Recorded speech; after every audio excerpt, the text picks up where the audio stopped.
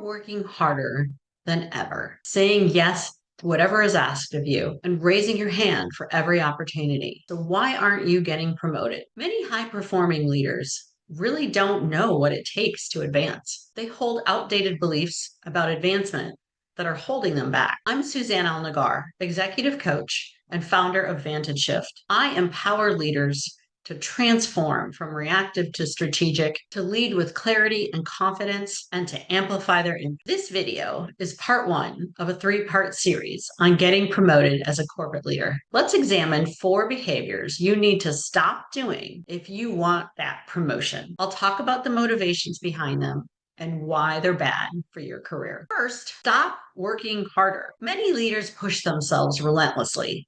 They believe this is the path to success. You're likely motivated to keep working harder if you believe that outworking everyone else will get you noticed and highlight your value. Working really hard may be a big part of what got you to where you are today. Now, you're afraid that if you ease up, people will think you're not committed. Or worse, they might doubt your capabilities. But your primary function isn't to do.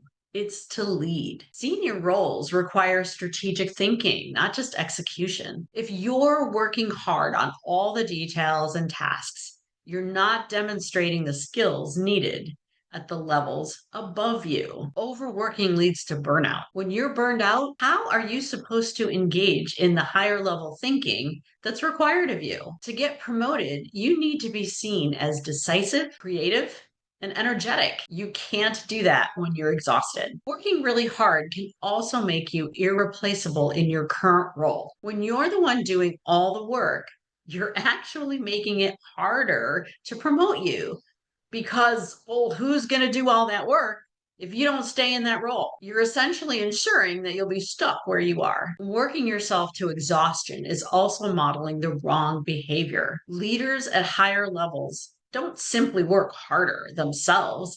They build scalable systems and develop teams that work smarter. The second behavior you should avoid is to stop always raising your hand. It's natural for you as a high performer to want to be seen as engaged and enthusiastic and willing to take on new responsibilities. You likely also believe that volunteering for new projects and responsibilities demonstrates your commitment to the organization and your ambitions to move up. You may also be operating somewhat from a place of FOMO, or fear of missing out on the right project that could lead to promotion. But visibility doesn't always equate to opportunity for advancement, and here's why. When you're involved in everything, you can't actually excel at any of it. Senior leaders are recognized for depth of impact, not breadth of participation. There's no participation award that gets you promoted. Spreading yourself too thin also means you're not being strategic. Leaders who get promoted are the ones who strategically decide where to invest their precious time and energy. When you're constantly volunteering, you're probably not choosing the high impact opportunities that are most aligned with organizational priorities. Always volunteering can make you look eager to please rather than confident. You can look as though you don't actually know your own value. It signals that you need opportunities rather than that the opportunities need you. And always raising your hand can also damage your personal brand. Building a reputation requires focus. If you're known for being everywhere, you're not known for being exceptional at specific things. The third thing that you should stop doing is doing everything asked of you. You've probably been rewarded in the past for being the get stuff done person. And no matter what was tossed at you, you didn't flinch or argue. You just got right to it. Perhaps you wanted to be seen as the person who can handle anything or the one who's the most dependable and reliable. Well, neither of those qualities are the ones that are high on the list of promotability. Some leaders also fear being seen as difficult or assume that saying no sometimes will damage their reputation or working relationships. Or maybe you're highly empathetic and you struggle with boundaries, or you just don't want to disappoint your boss. But a requirement for senior leadership is the ability to prioritize and to focus on the biggest ROI for their team's effort. Doing everything asked of you shows that you can't distinguish between what really matters and what doesn't. And you need to manage up, not just down. When you always say yes, then you're training your manager not to have to think critically about what to ask of you. You become a dumping ground, taking on all the tasks that your manager doesn't care for, rather than being seen as a strategic resource. And when you say yes to whatever comes your way, you will quickly become overloaded. Then, when the truly meaningful work comes up, it's going to go to someone else. You end up spending all your time on tactical requests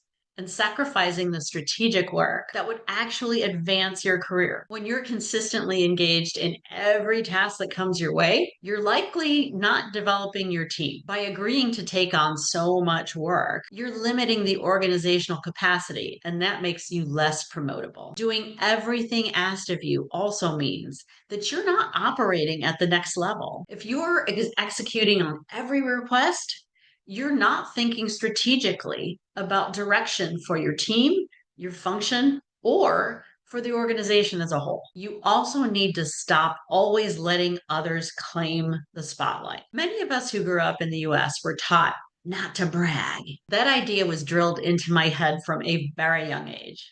We were told that if we did good work, it would speak for itself and be noticed. No self-promotion necessary. And those who were active self-promoters were seen as arrogant. Perhaps you believe that humility is a leadership virtue, and certainly a degree of humility is indeed a desirable quality in a leader. And maybe you simply want to be a team player and ensure that you give credit to others. There's a bit of a contradiction, though, in being told not to self-promote, but seeing that promotions are going to those who are the best able to showcase their talent. When you want to go to the next job level, make sure your accomplishments are apparent. If decision makers don't know about your contributions, you won't be considered for a promotion. Invisibility is the enemy of advancement. Leaders need to be seen as active participants in their organizations and in their own careers. If you're not advocating for yourself, then you're sitting around waiting to be recognized. That's passive behavior. Leaders who get promoted actively manage their reputation and ensure their contributions are visible. While you're letting others claim the spotlight, you can guarantee that by not standing up and claiming your work, somebody else will. I've seen it happen many times in corporate environments. This isn't about being arrogant. Leaders who get promoted are vocal and accurate about their contributions. We talked earlier about brand, and this includes the leadership part. Leaders need to be known for specific strengths and contributions. Staying in the background prevents you from building the reputation you need for advancement. If you're invisible, your team also suffers. You're teaching them that visibility doesn't matter, which is not the case at all. It does matter. Leaders who advance are advocates for their teams. They need to be visible and influential in order to do that. So to recap, stop working harder, always raising your hand, doing everything asked of you, and always letting others claim the spotlight. Those behaviors keep you operating at your current level. To get promoted, you need to start demonstrating the strategic thinking, judgment, and leadership presence required at the next level. Tune in next time for part 2 of this series, what you should start doing to position yourself for promotion. If you're ready to make the shift from where you are to where you want to be, I'd love to help. Book an intro chat at VantageShiftCoaching.com. I'm Suzanne El-Naggar, helping you become the leader who gets noticed and gets promoted.